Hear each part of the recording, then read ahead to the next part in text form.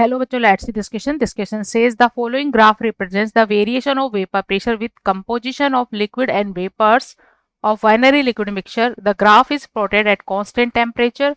Which of the following statements is incorrect? Here x and y stand for mole fraction in liquid and vapor phase respectively. Key concept for this question is vapor pressure in liquid phase and in vapor phase. Key concept for this question is partial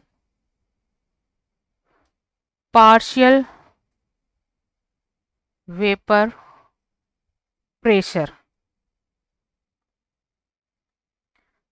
PA for the component A is in liquid phase. This is P naught A X A, and in vapor phase it is P total into Y A. XA represent the mole fraction of component A in liquid phase, and YA represent the mole fraction of component A in vapor phase, जैसा कि question में given है. और according the question and the graph, the vapor pressure of component B, P naught B is greater than P naught A. Component b का vapour pressure क्या है? Pure form में ज़्यादा है कंपोनेंट ए के वेपर प्रेशर से. तो इसके लिए क्योंकि कंपोनेंट बी का वेपर प्रेशर ज़्यादा है तो वेपर फेज में इसका मोल फ्रैक्शन ज़्यादा होगा लिक्विड फेज में मोल फ्रैक्शन के लिए. और कंपोनेंट ए के लिए हम कह सकते हैं वाई वी, मतलब इसके वाई ए वेपर फेज में इसका मोल फ्रैक्शन कम होगा और लिक्विड फेज में इसका मोल फ्रैक्शन ज़्यादा होगा.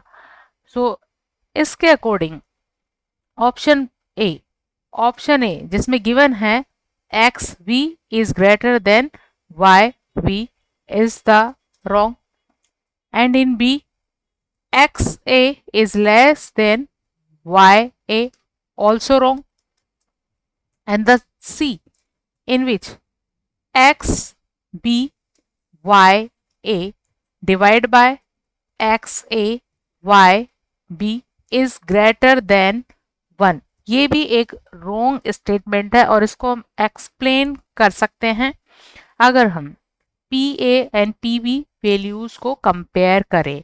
तो यहाँ से क्योंकि क्वेश्चन के according p naught b upon p naught b upon p naught A value is greater than 1, क्योंकि पी नोट बी की वैल्यू ज़्यादा है पी नोट ए से.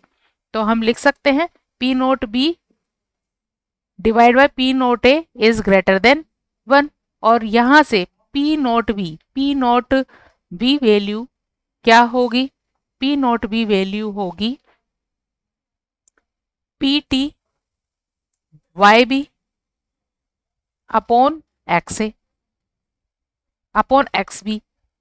इसी तरह पी नोट ए वैल्यू हो जाएगी P T into Y A upon X A.